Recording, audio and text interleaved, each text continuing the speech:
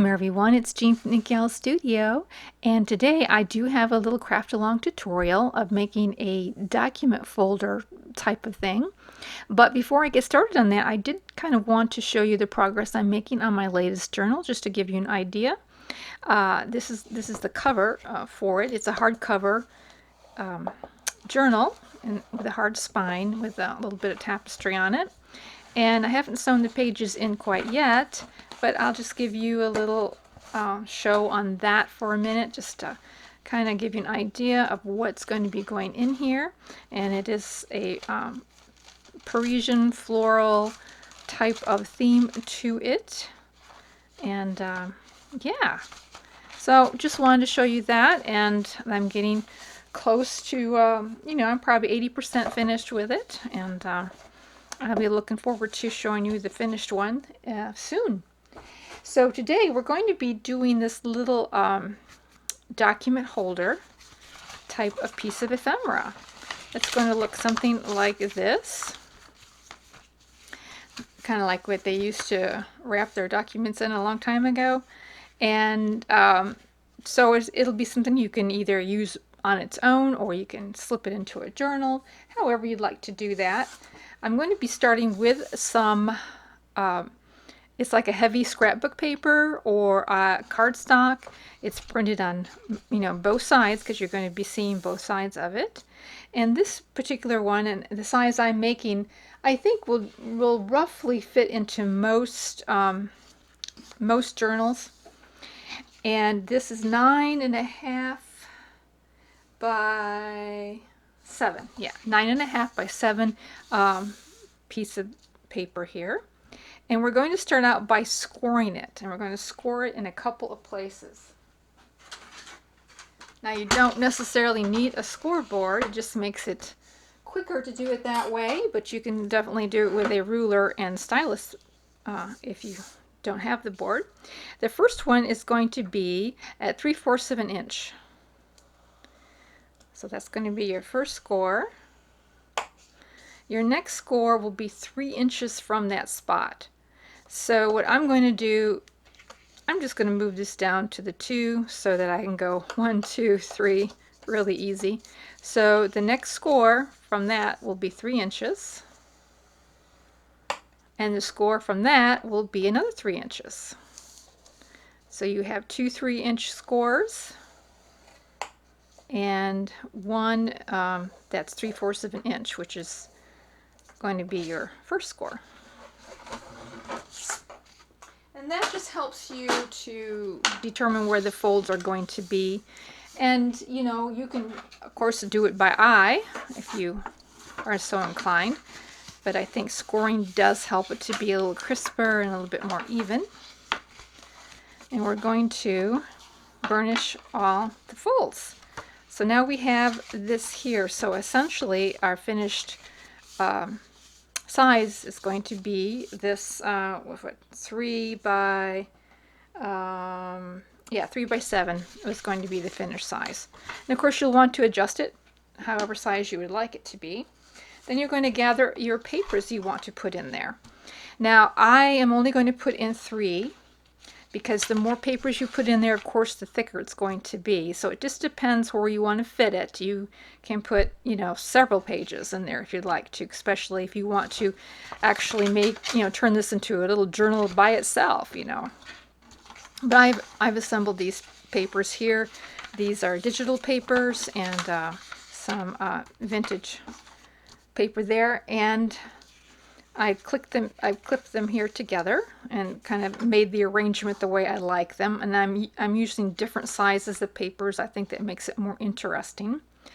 So what I am going to do is I am going to eventually put these papers underneath this tab, and I'm going to sew right along here. But you don't have to sew. You can definitely glue these in. Now, if you're going to go the gluing route, I would glue these papers in one at a time. I would separate them out, and then I would glue, I put a strip of glue for this paper, and this paper. I would definitely well, I wouldn't do them on that side, of course, but I would definitely glue them in one at a time, because this way they won't shift and you can kind of like get a sense of how you want them to be layered. And then after I glued them in individually, then I'd go back over and I would just glue the whole top down. And if you're going to sew, which is what I'm going to do, I'm going to pre-sew these pages together on the machine, because if they shift and I make a mistake, I can correct it. You know, I can just tear it apart a little bit and redo it without it showing up, because this is going to be hiding it. So this way, when you get too many papers in, sometimes it's really hard to keep it really even. So by sewing this first, you won't have so much individual shifting going on. So that's what I'm going to do.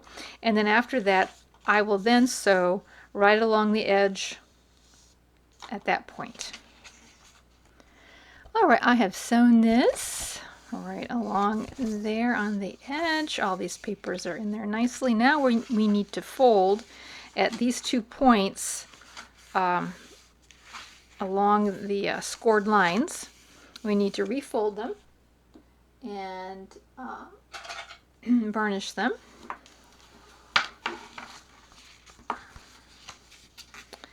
And you just sort of like hold it down, kind of like tuck in, tuck it in a little bit. There we go. All right. So now we have our little document folder finished.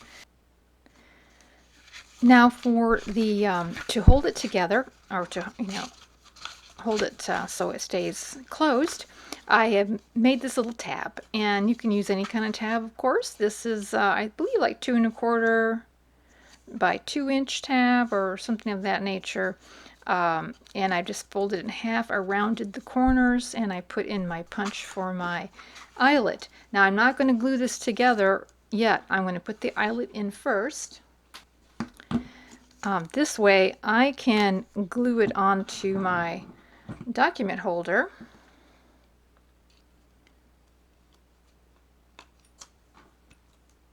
And still have a little tab in there. So there, and then this way I can split it apart like so and glue it down. So to do that, I think what I'm going to do to be a little bit more precise, I'm going to go ahead and find the middle point of my document.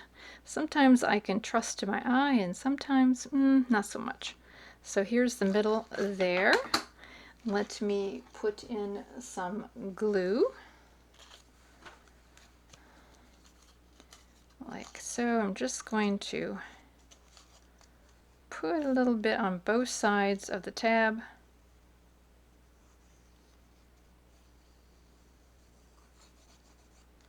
Like that. And slip it on. I'm trying to eye it up here a little bit. There we go. Slip it on like so. And that way I have it secured. And then I can just decide what I'm going to use. I think what I'm going to use here is some ribbon for that.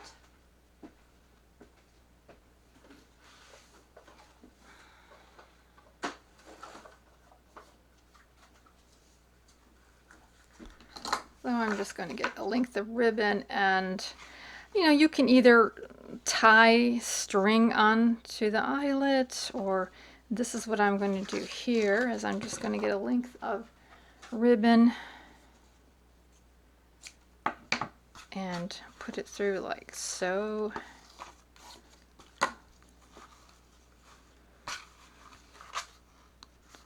And then I have this come over here like this. I guess I better wrap the longer one around there, and then I just have a little place where I can tie, put a little ribbon around it. Or you can use sari silk, or like I say, you can use string and tie it with that. So yeah, there we go. Real cute little document holder here that you can slip into a pocket. and then have a few fun papers on the inside that can be journaled on. So that was simple and easy, and it's just one more way to kind of use different kind of ephemera in your journal. And plus you could also, like I mentioned, I believe, you can just make this little journal all by itself if you want to do that. So that was the little project I had for you today. Short and sweet, and I think easy to do. Thank you so much for joining me. I appreciate it so very, very much. And I know you have a lot of things to do this summer, and I do very thankful that you're spending a few minutes with me. So we will talk to you again real soon. Bye.